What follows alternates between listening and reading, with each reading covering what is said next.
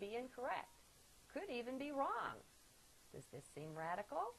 Sure it does. Go to The Work with Byron Katie for upgrading your understanding on this. She will convert you, my friend, if you will allow it.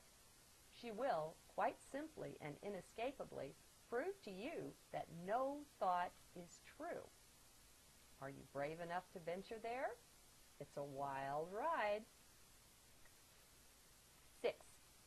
Feelings count way more than thoughts. Actually, as above, thoughts are excluded from this realm. We are not brainless here, though, but it is not the mental mind doing our understanding for us, but something higher. Some call it the mind of Christ, but that is just a label, and labels too are mind things in the end. I just call it magical. So my mind is beginning to recognize that as a signal to back down and just observe when I get into feelings. Maybe it will work for you too, or maybe you will come up with something way better. Anything, literally anything, is possible here. 7. Intuition kicks in now, big time. Feelings are the route intuition often takes. So, pay attention to your feelings, your inclinations, no matter how subtle. Slow down. Begin to look at the little things you feel pulled to say or to do. Pay more attention to them instead of just letting mind rule over them and judge them and often overrule them. Remember, we reign in heart space. In mind space, mind rules. And finally, judgment is a function of the mental mind and is not welcome here. This one may be the toughest to accept, at least for some. Actually, surrender is what is required here to bring on that complete disconnect from being ruled by mind.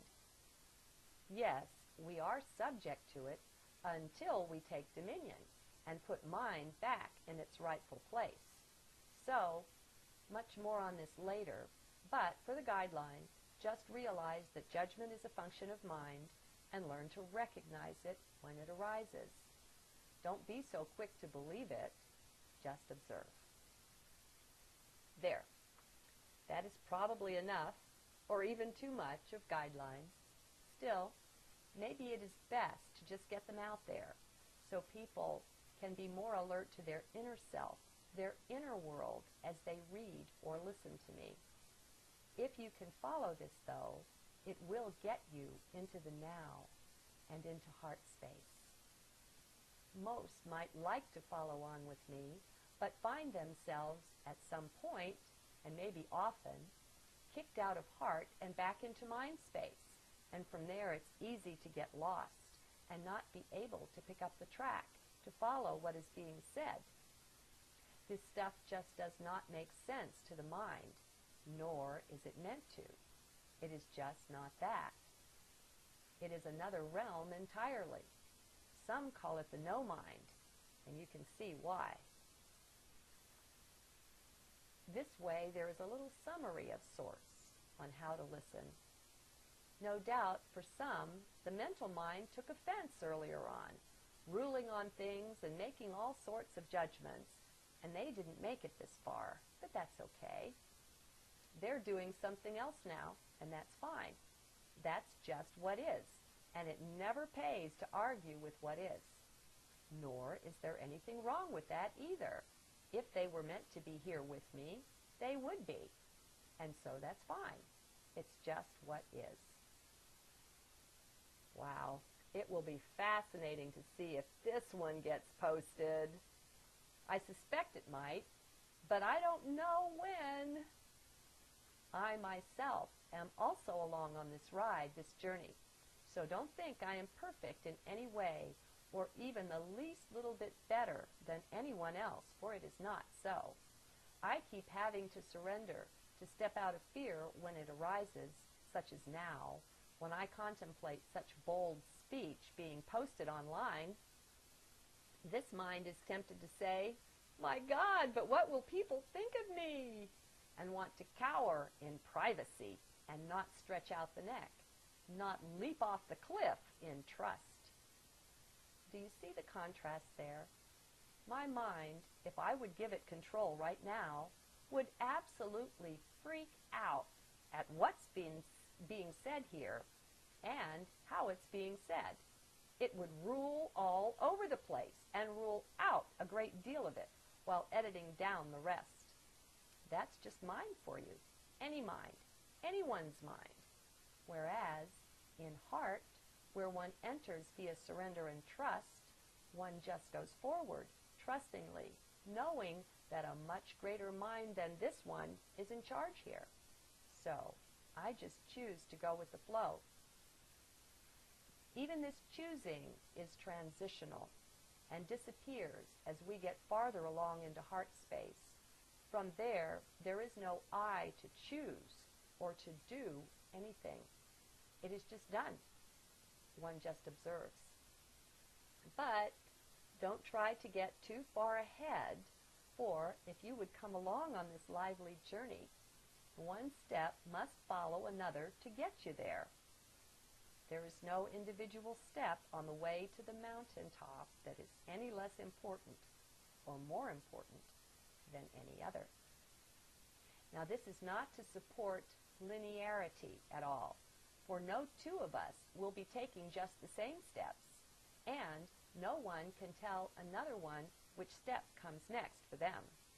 That is for each one to discover, to decide from within. Yes, of course, within heart space. Now, maybe I'm assuming here that you've spent some time on my site and already listened to some of what is posted there about entering heart space. If not, that would be well, for this builds on that somewhat, though it stands on its own as well. Spirit is like that, much wiser and more adept than mind, and well able to arrange things in unusual seeming ways that turn out to work much better than anything mind could have ever invented. That is the blessing that does come, you see, that each one's mind is shown, slowly at first, the benefit of losing its grip, its throttle hold on reality as it knows it. As we begin to back off a bit from being so tightly identified with the mind, we begin to tell mind to stand down sometimes, to just watch and be quiet. Every mind rebels at this initially, but mind is trainable. It does learn. As mind does this, the little serendipities begin to multiply. Pretty soon they're everywhere like rabbits, and mind begins to notice this, if we allow it, if we make room in our beliefs to let it in. And parenthetically I say, after all, they've been happening all along, but we were sleeping. We were too blinded by our beliefs to see. May I suggest that as you begin to notice these odd, seemingly illogical occurrences, that you don't go too deeply into mind space to inspect them? It won't do much good anyway, and you'll just find yourself chasing your tail at some point. I suggest just noting them, and preferably in a journal, or writing them down with date and place. Why, you may ask? Because they are happenings out of mind, and mind will tend to shove them aside, to forget, because